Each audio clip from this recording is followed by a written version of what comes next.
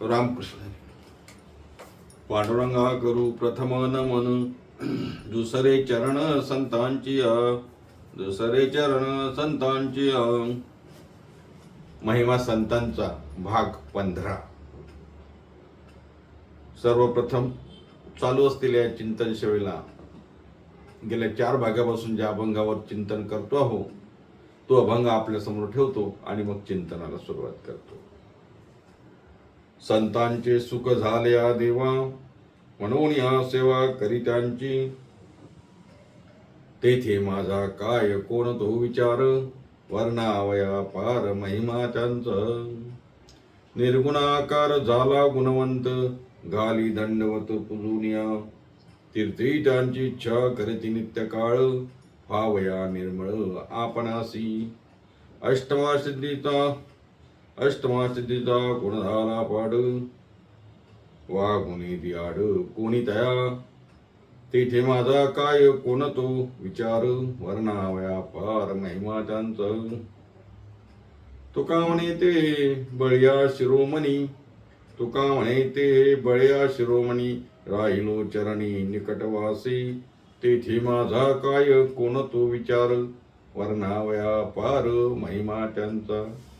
जगद्गुरु जगदवंद संत शिरोमणी देहूगावचे प्रसिद्ध असे आमच्या वारकरी संप्रदायाचे कळस असलेले तुकोबाराय यांचा हा 6 चरणाचा अभंग. आणि या अभंगावरती आपण 4 भाग चिंतन केलं आणि आजचा हा 5वा भाग, संतांचे सुख झाले या देवा, भाग 5 आणि महिमा संतांचा या मालिकेचा विचार केला तर भाग 15वा, महिमा संतांचा भाग 15वा. या अभंगावर चिंतन करत असताना जगद्गुरु तुकोबाराय आपण मला वाटते 4 चरणाचा विचार केलाय, नाही का? या 4 चरणाचा मागोवा घेताना आपल्या लक्षात येईल की संतांचं सुख या देवाला होते, म्हणून संत ही देवाची सेवा करतात. पहिलं चरण. दुसऱ्या चरणाचा विचार करताना या संतांचा महिमा वर्णन करण्यासाठी माझ्याजवळ काय विचार असावा, काय विचार माझ्याकडे नाही, अशी नम्रता तुकोबाराय वर्णन करतात. दुसरं चरण. तिसऱ्या चरणामध्ये भगवंत निर्गुण निराकार असलेला भगवंत सगुण रूपाने प्रगट होतो आणि संतांची सेवा करतो, त्यांची पूजा करतो, त्यांना दंडवत घालतो. तिसरं चरण. निर्गुण आकार झाला गुणवंत, घाली दंडवत पूजनीय. आणि चौथ्या चरणामध्ये सर्व तीर्थ सर्व नद्या या संतांच्या ठिकाणी पुनीत होण्याकरता येतात असा विचार आलाय. चौथं चरण असं होतं, तीर्थी त्यांची इच्छा करते नित्य काळ, व्हावया निर्मळ आपणाशी. तीर्थ आपल्याला निर्मळ होण्यासाठी संतांच्या ठिकाणी येतात असा विचार आला. म्हणजे वरच्या 4 चरणाचा 4 कडव्याचा विचार केला तर या 3 चरणामध्ये संतांचं महत्व सांगितलं. पहिलं, तिसरं आणि चौथं. महत्व सांगत असताना संत देवाची सेवा करतात हा महिमा, देव संतांची सेवा करतो हा महिमा सांगितला. निर्गुण निराकार परमात्मा संतांची पूजा करतो आणि दंडवत घालतो हा महिमा सांगितला. तीर्थ यांची पूजा करतात, यांच्याकडून निर्मळ होतात हा महिमा सांगितला. पण एवढा महिमा संतांचा सांगितल्यानंतर पुन्हा आणखी तुकोबाराय या 5व्या चरणामध्ये संतांचा महिमा सांगत असताना उदाहरण कुठलं देतात आपण बघितलं का? अष्टमा सिद्धीचा कोण झाला पाड, अष्टमा सिद्धीचा कोण आला पाड, वागुणे दियाड कोणी तया, वागुणे दियाड कोणी तया. अत्यंत महत्वाचा विचार आहे महाराज. काय सांगू, काय एवढं सर्व सांगून झालं हो, संतांचं महात्म्य किती आहे एवढं सर्व सांगितलं.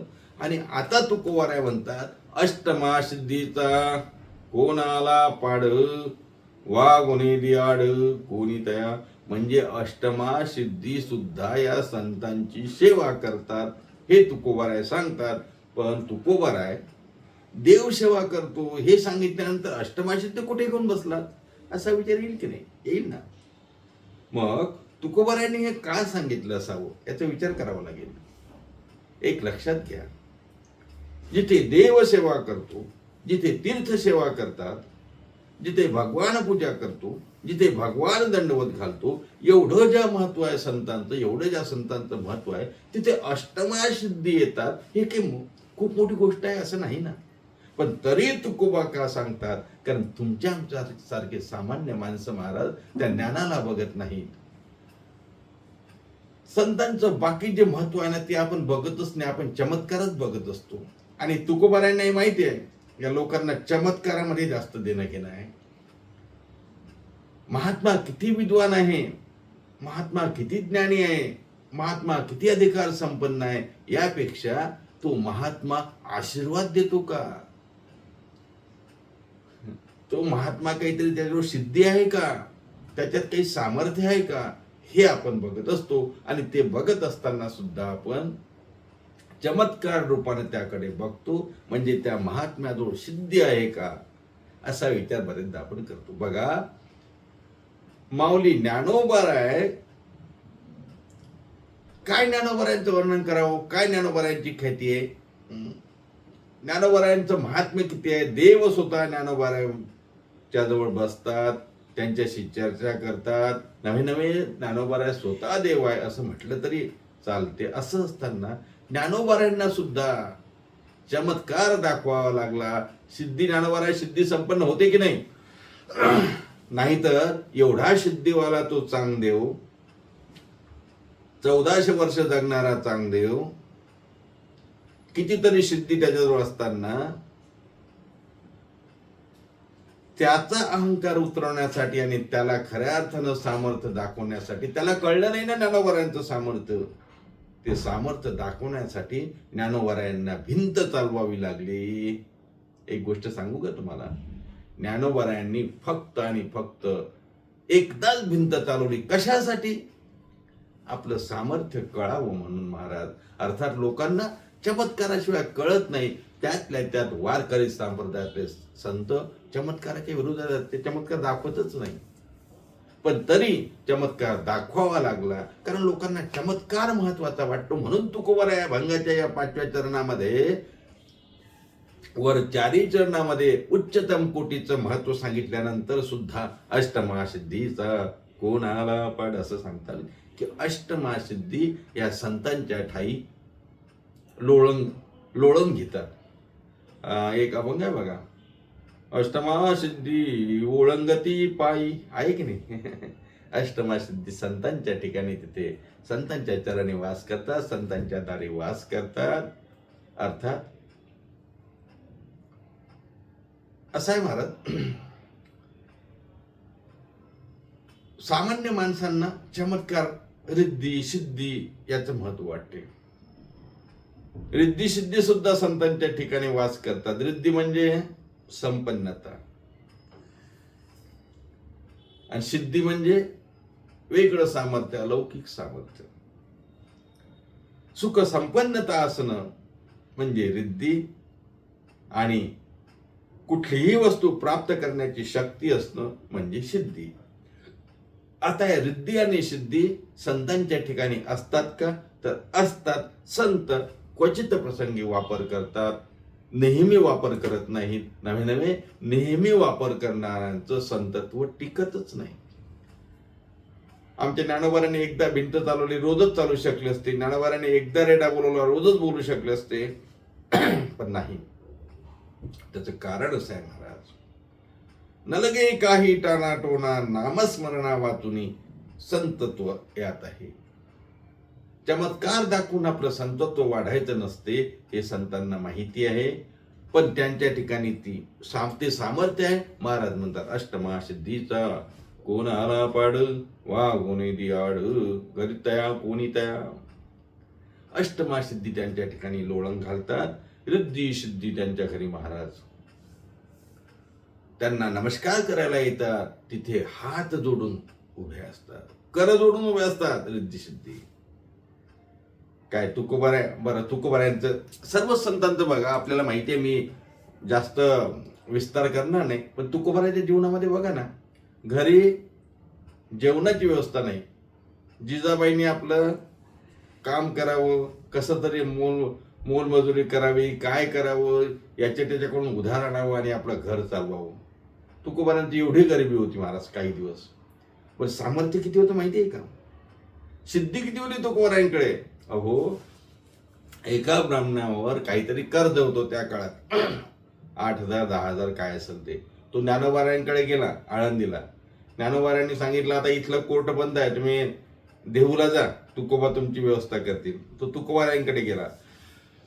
संत तुकोबारायांनी त्या ब्राह्मणाला सांगितलं ठीक आहे काही हरकत नाही, काय पाहिजे म्हणे, पैसे पाहिजे. बरं एक काम करा, लोहगावला जा, तिथं शिवबा कासर आहे, त्यांना भेटा आणि त्यांना सांगा काहीतरी मला द्या म्हणून. ते जे देतील ते माझ्याकडे घेऊन या, तुमचा प्रॉब्लेम सॉल्व्ह होईल. काय झालं, तो ब्राह्मण लोहगावला गेला, शिवबा कासाराकडे गेला आणि त्यांनी सांगितलं काहीतरी द्या हो. महाराजांनी सांगितलं. त्यांनी आपल्या 3 पासा उचलल्या. पासा म्हणजे ते लोखंडाचं असं काही हे असतात, 4-5 किलोचं लोखंडाची एक पास असणार. दिले 3, घेऊन आला ब्राह्मण. मग तुकडा ब्राह्मण, अशक्त ब्राह्मण लोहगावून निघाला देहूकडे पायी. त्यावेळेस काही एसटी आणि ऑटोहून आपल्या काही रिक्षा होत्या का? पायी निघाला. पायी निघाला, त्याला भारी झाला, 2 रस्त्यातच टाकून दिला महाराज आणि एक पास घेऊन गेला लोखंडाची घेऊन. तुकोबारायांकडे गेला. तुकोबारायांची दृष्टी, तुकोबाने आणलं का म्हणे, काय आणलं, हे आणलं. तुकोबारायांनी दृष्टी टाकली महाराज. सिद्ध सामर्थ्यवान संत असतात, हे दाखवत नाही. तुकोबारायांनी दृष्टी टाकली लोखंडाच्या पाशेत, लोखंडाच्या त्या फळीचं महाराज सोनं झालं, सोनं. ब्राह्मणाला वाटलं उगीच 2 फेकल्या, काय 5-10 किलो सोनं झालं असेल महाराज. तो घेऊन गेला. कारण मी का सांगतोय, दृष्टांत कशासाठी आहे, ही कथा कशासाठी आहे.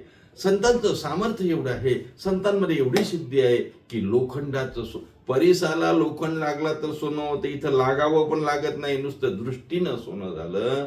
एवढंच सामर्थ्य, एवढी सिद्धी तुकोबारायांसाठी आहे, तुकोबारायांकडे आहे.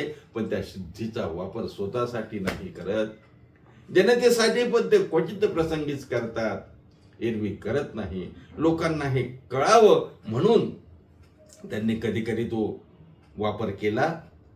म्हणून तुकोबारा या भागामध्ये सांगतात की बाबा रे, संत काय असतात, अष्टमासिद्धी, त्यांच्याकडे लोटांगण घालतात. अष्टमासिद्धीचा कोण झाला पाड, वागून येती आड कोणी त्याच्या आड महाराज. त्यांच्याकडे दास्यत्व करायला अष्टमासिद्धी तयार. अनेक सिद्धी आहेत, आपल्याला माहिती आहे. सामान्य सिद्धी आहे, हे विशेष सिद्धी आहे. अष्टमासिद्धीमध्ये अनिमा लगिमा वगैरे या सिद्धी आहेत ना, आपल्याला माहिती आहे. 8 महत्वाच्या सिद्धी सांगितल्या. या 8ही सिद्धी संतांच्या ठिकाणी त्या ठिकाणी असतात, त्यांची सेवा करतात. म्हणून महाराज म्हणतात अष्टमा सिद्धीचा कोण झाला पाड, वागुनी आड कोणी तया. आणि अर्थात देवसंतांची सेवा करतात, याच्यापेक्षा महत्वाचं काही नाही. पण तरी तुम्हा मला कळावं म्हणून या 5व्या कडव्यामध्ये तुकोबारायांनी अष्टमा सिद्धीचं उदाहरण दिलं. अर्थात तुकोबाराय, ज्ञानोबाराय, नामदेवरायाचंही माहिती आहे आपल्याला, एकनाथ महाराजांचंही माहिती आहे की गंगेतले, चंद्रभागेतले, गोदावरीतले खळे घेतले तर खळ्यांचे परिस बनले होते. कथा माहिती आहे, मी सांगत नाही. गंमत अशी आहे, एवढी सिद्धी यांच्या ठिकाणी असते, पण ही सिद्धीच्या मागे लागू नका म्हणून संत सांगतात. काही नाही, या सिद्धीमध्ये काही नाही, नामस्मरण करायचं फक्त. सिद्धी लावी पिशे कोणतया पुसे, महाराज म्हणतात ना, ही सिद्धी पिस लावते महाराज. आणि अनेकांना या सिद्धीनं पिस लावलं आपण बघितलं असेल तर. काही महाराज लोक असतात म्हणे हे करतात ते करतात, मंत्र देतात, बघितलं की हे होते ते केलं, हे सुपारी घ्या, हे हळकुंड घ्या, हे घ्या, हे घरात ठेवा, हे भाजीत टाका, हे तांदूळात ठेवा, हे आहे की असे प्रकार आहे ना. काय होते, आपल्या पुण्याचा वापर, या सिद्धीचा वापर करून लोकांना काहीतरी चमत्कार करायचे, त्यांच्याकडून पैसे उकळायचे. मूळ जे सामर्थ्य आहे ते निघून जातं महाराज. या सामर्थ्याचा उपयोग, या ज्ञानाचा उपयोग भगवत प्राप्तीसाठी करण्याच्या ऐवजी मानसन्मान आणि पैसा प्राप्ती करण्यासाठी केला जातो आणि मग ती सिद्धी निघून जातात. तुकोबारायांसारखे संत म्हणतात या सिद्धीच्या मागे लागून फायदा नाही. ज्ञानोबाराय म्हणतात सिद्धीच्या मागे लागून फायदा नाही. नाथराय म्हणतात सिद्धीच्या मागे लागून फायदा नाही. सिद्धी लावी पिशे कोणतया पुशे, नेले राधंशे पाणी. काय अर्थात या अभंगातल्या या 5व्या चरणाचा विचार सांगताना मी आपल्याला हेच सांगितलं की अष्टमा सिद्धी सुद्धा संतांच्या ठाई असतात, एवढं संतांचं महत्व आहे. आणि मग शेवटच्या चरणामध्ये तुकोबाराय सांगतात माझे संत कसे आहेत. तुका म्हणे ते बळीया शिरोमणी, तुका म्हणे ते बळीया शिरोमणी. तुका म्हणे तेही बळीया शिरोमणी, तुका म्हणे तेही बळीया शिरोमणी. राहिलो चरणी निकटवासी, राहिलो चरणी निकटवासी. तेथे माझा काय कोण तो विचार, तेथे माझा काय कोण तो विचार. तुका म्हणे ते बळीया शिरोमणी. तुकोबाराय म्हणतात हे संत बलवंत आहेत, बळीया आहेत, बलवान आहेत, बलसंपन्न आहेत, शक्तिमान आहेत, ताकदवान आहेत. बलवान म्हणजे ताकदवान, शक्ती संपन्न, सामर्थ्य संपन्न, नाही का. तुकाराम महाराज म्हणतात हे जे मी संत सांगितले ना, हे बलवंत आहेत, बलवान आहेत.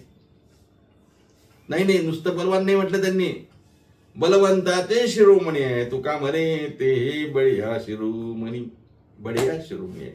का हो बळीया शिरोमणी आहे म्हणजे असं काय, तुम्ही सांगा बरं, कसं काय बळीया शिरोमणी आहे. बलवंत माणूस तेव्हाच असतो. ताकदवान त्याला म्हणतात जो शत्रूवर विजय मिळतो, बलवान त्याला म्हणतात जो शत्रूवर विजय मिळतो. आणि मग बाह्य दृष्टीने विचार केला तर शत्रूवर विजय मिळवणारा हा सामर्थ्य संपन्न, हा बलवान असतो, हा ताकदवान असतो. संतांनी कोणत्या शत्रूवर विजय मिळवला? संतांनी आतमध्ये असणारे जे शत्रू आहेत ना त्यांच्यावर विजय मिळवला. कोण शत्रू आतमध्ये आहेत? खरं सांगू का, मुळात आपले शत्रू कोण आहे हे आपल्याला कळलं पाहिजे. आणि या शत्रूला जिंकणारा तो खरा बळवंत असतो, तो बळीया असतो. संत महात्मे हे बलवंताचे बलवंत आहेत. म्हणजे तुका म्हणे तेही बळीया शिरोमणी. का? कारण त्यांनी शत्रूवरती विजय मिळवला. मग आपले शत्रू कोणते? काम, क्रोध, लोभ, दंभ, अहंकार हे आपले शत्रू आहेत. आणि म्हणून तुकोबारायांसारख्या, नाथरायांसारख्या, माऊली ज्ञानोबारायांसारख्या संतांनी या सर्व गोष्टीवर विजय मिळवला. जो विजय देवांना सुद्धा विजय मिळवता आला नाही.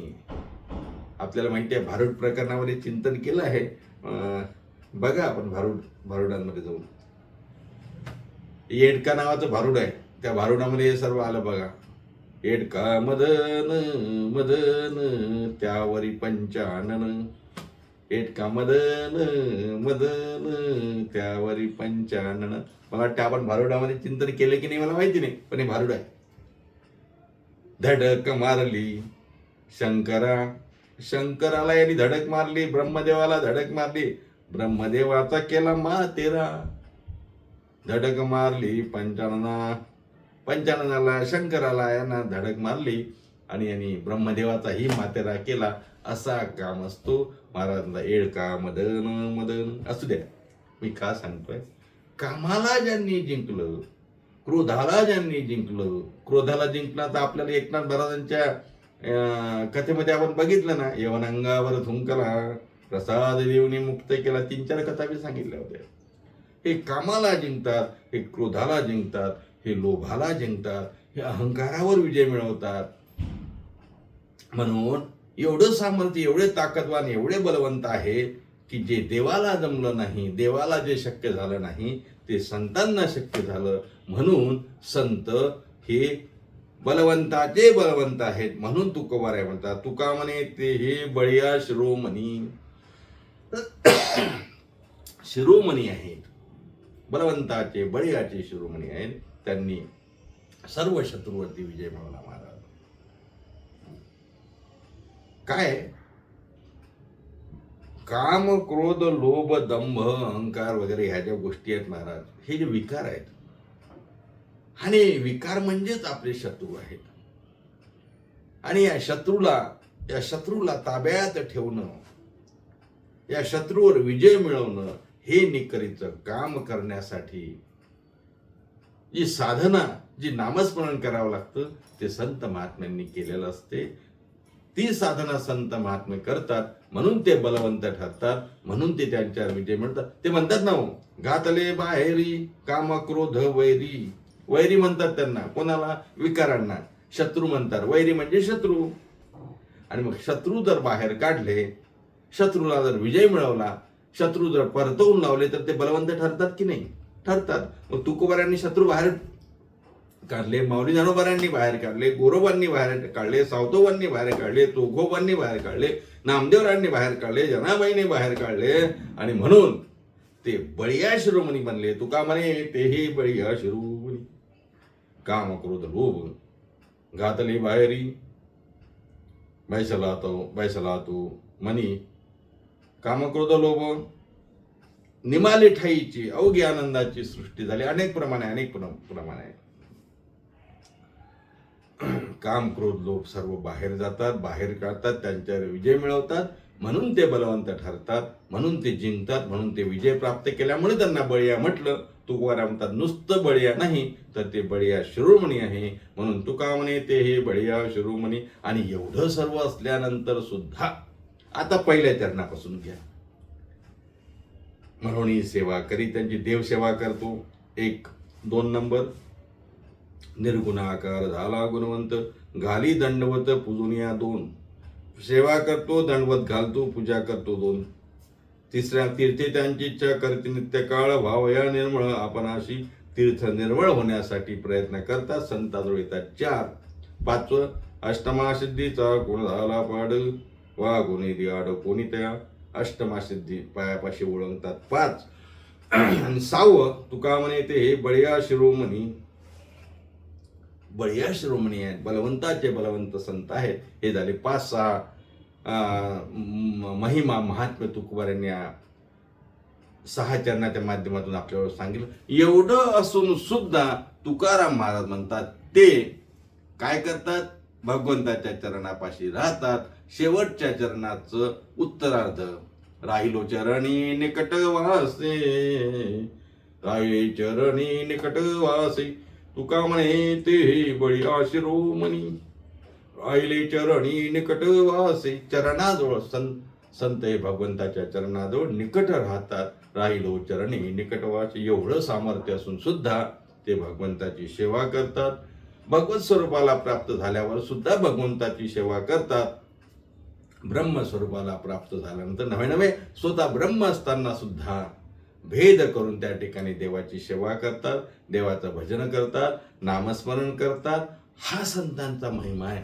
असा संतांचा महिमा अवर्णनीय असल्या कारणानं तुकोबाराय म्हणतात तेथे माझा काय कोण तो विचार, वर्णावया पार महिमा त्यांचा. म्हणून संतांचा महिमा वर्णन करणं महाराज, ते विचार प्रकट करणं शक्य नसतात, तरीही ते केले पाहिजेत. कारण संत विचार सांगितल्याने, संत विचार ऐकल्याने, संतत्वाची जाणीव झाल्याने आपल्यातले विकार हळूहळू कमी होत असतात.